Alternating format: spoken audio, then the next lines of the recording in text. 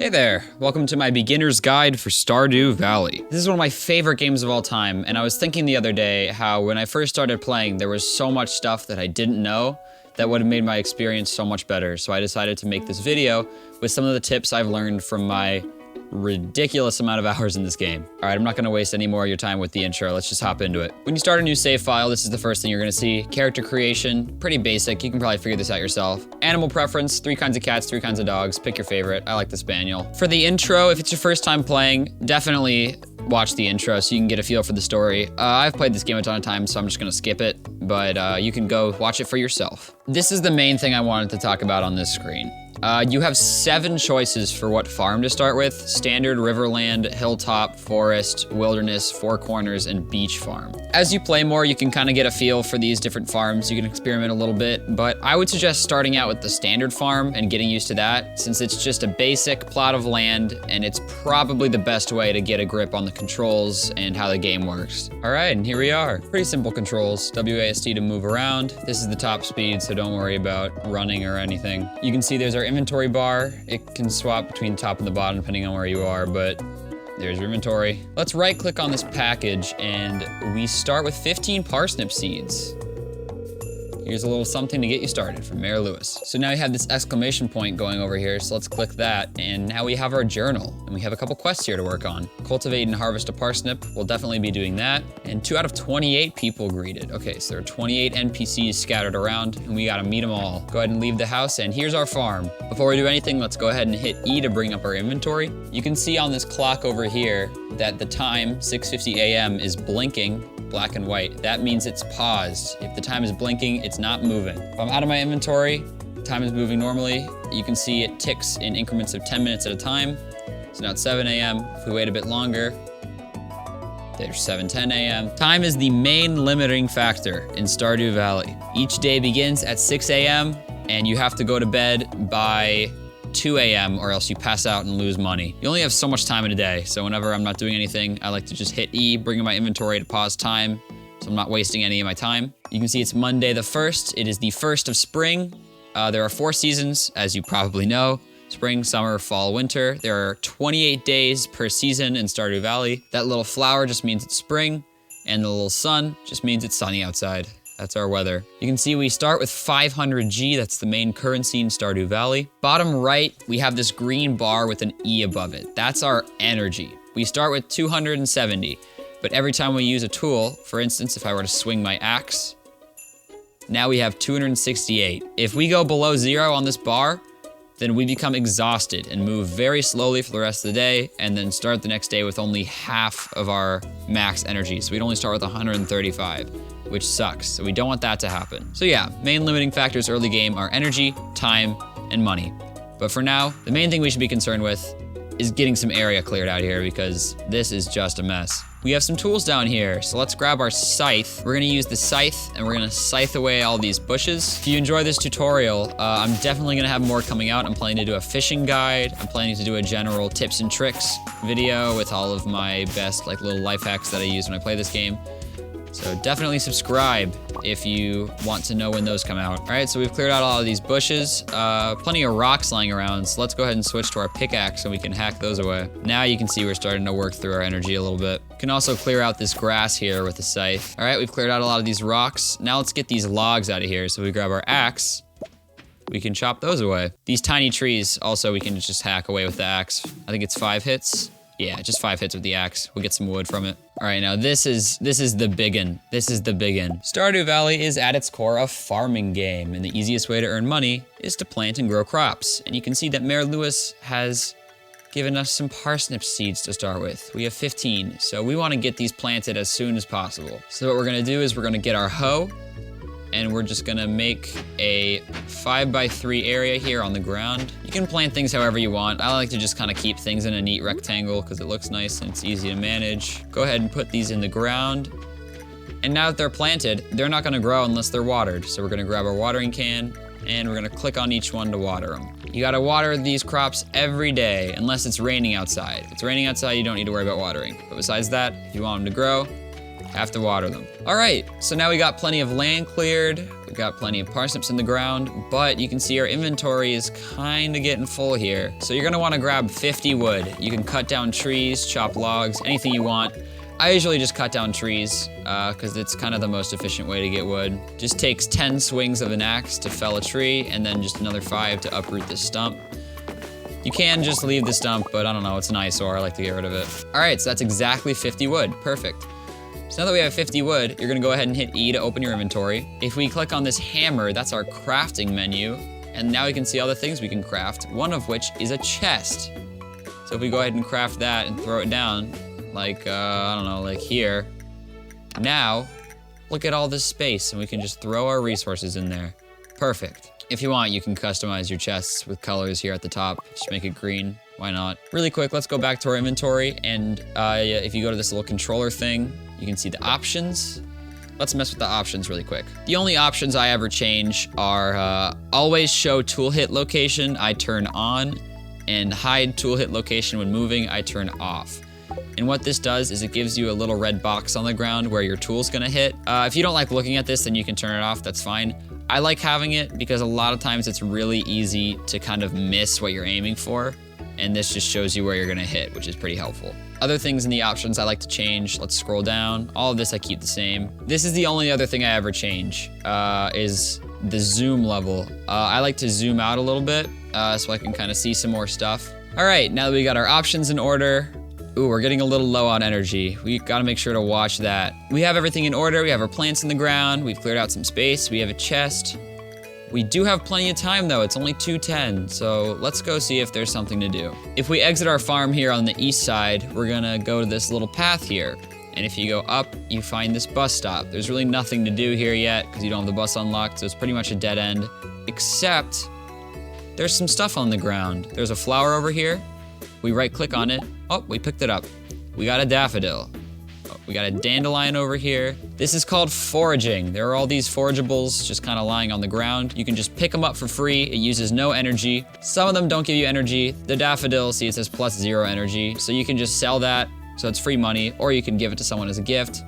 The dandelion though gives you 25 energy back. Foraging is fantastic. It's free energy, it's free money. What's not to like? So now we're in the town, now that we've continued going right. And the first couple buildings you're gonna see are these. There's the hospital. Pierre's is the building that you will be visiting most frequently out of everything in Pelican Town. At least I assume so. First of all, there's this little question mark. So let's check this out. And it's a calendar. And you can see some of our NPCs have birthdays. If you give an NPC a gift on their birthday, they'll be very likely to become more friendly to you, so that's nice. And if you make friends, they'll send you stuff in the mail, and who doesn't like free stuff? Here on the right side of the bulletin board is the quest board. Nothing here today, but every once in a while, you'll see a little exclamation point hovering over here, and you can get a little quest to do. Ooh, we have a couple NPCs to meet.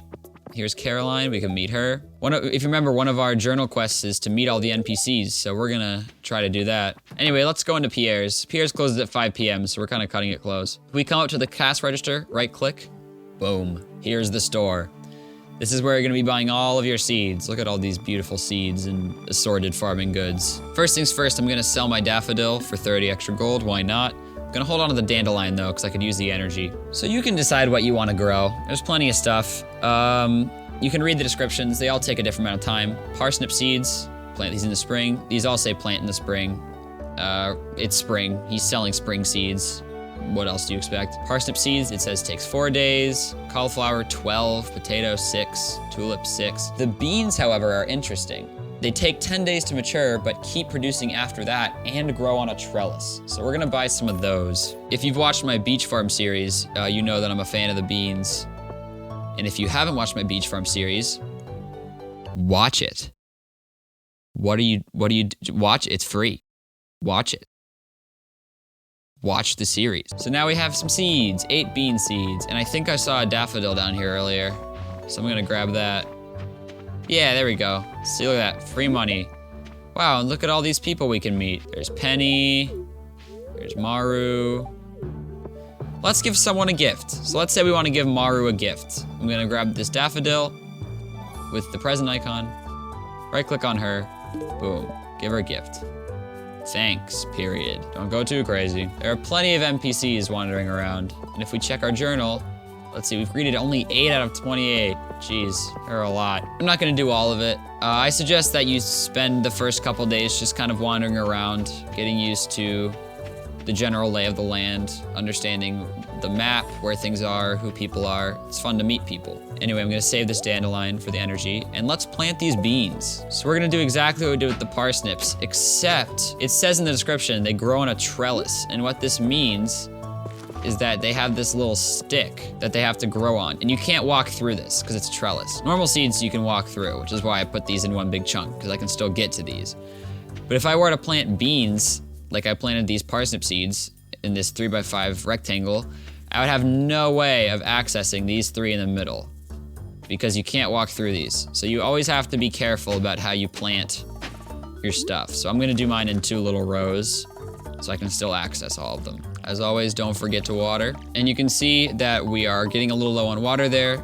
There's a gap in the blue bar, so if we go up to the lake and left click, boom, refilled, back to full. We still have a little time to work with, so why don't we go visit the forest down south? I'm gonna go ahead and clear myself a path here with my scythe and pickaxe. Gotta make sure we're keeping an eye on our energy because we don't want to run out. All right, this is the forest. For foraging, I like to just kind of wander around in the forest and look for stuff. A lot of times you can find a ton of energy just kind of laying around on the ground. Pretty much every action in this game uses energy, but foraging does not. So foraging is a great way to spend your time if you're low on energy and still have some time left in the day, because it's free energy, free money. There's really no reason not to.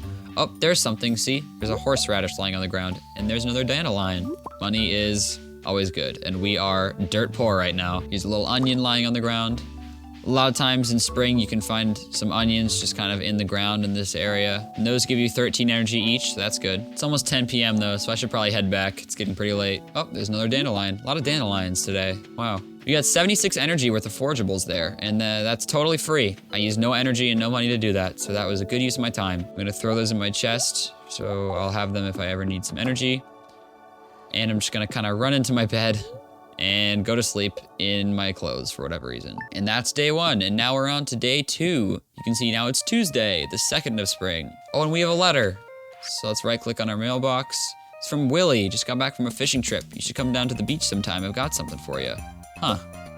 Interesting. You can see we have a new quest in our journal. To the beach. Visit the beach south of town before 5 p.m. We will definitely be doing that. Once you've played this game enough, you will have the map of this town just completely committed to memory. So I know it seems overwhelming at first, but it really isn't too bad. You can hit this little button here to organize your inventory if you want to do that. That's pretty cool. We have a new quest, Archaeology. I found an ancient looking object. Visit Gunther at the museum. Huh, what did I find? Ah, the chicken statue. I found that by just kind of hoeing up the ground. So we'll go visit Gunther today. So all my crops are watered, so they're all good to go. While we're on our way, I see we found a few more forageable goods. Let's grab that. 2 dandelions and a daffodil. Free energy. No reason not to. All right, so we need to go to the museum for our newest quest. So I know where that is. You probably won't if you're first playing.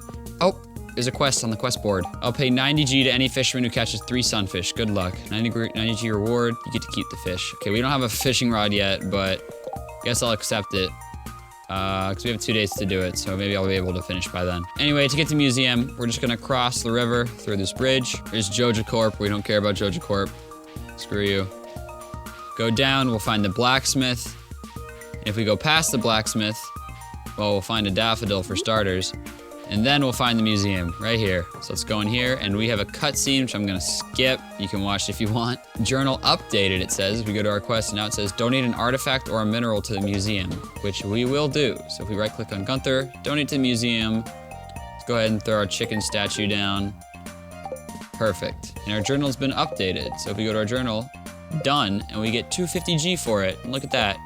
Plenty more money. Love it. Now we gotta go to the beach because we have some business there with Willie. Oh, shoot. Another thing I forgot to mention. Skills. There are 5 kinds of skills. Farming, mining, foraging, fishing, combat. There are 10 levels, which you can see. Once you do something a lot, you'll level up, and overnight you'll get a little message that says like, oh, foraging level 1 or foraging level 2 or something like that. And when you level up, you get new recipes, new skills, new stats, all that kind of good stuff. Oh, and we have another cutscene, and you can watch this again when you play, but I've seen it like 800 times, so bonk. And we've unlocked the bamboo pole, so now we can go fishing, and fishing is incredible for money early game. But I think I'm gonna wait to talk about that until I make a fishing guide. So I think I'm actually gonna end this one here. I hope this video helped you have kind of a smooth start in your first couple days, get a bit of an understanding of how this game works, what the best strategies are, and I don't know, how to get started. It's a really open game, so there's not like one way to play. I just thought it would be good to let you know kind of how to do certain stuff, what tends to be good and what tends to not be as good. If you enjoyed, be sure to drop a like and subscribe. I'm gonna have a lot more tutorials coming out, and I'm definitely gonna put them in a playlist. So if you go to my channel, you'll probably find a playlist of some tutorials. Also, I have plenty of other Stardew Valley content, so if you're into that, watch it. I don't know what else to tell you. Thank you for watching and enjoy Stardew Valley. Goodbye.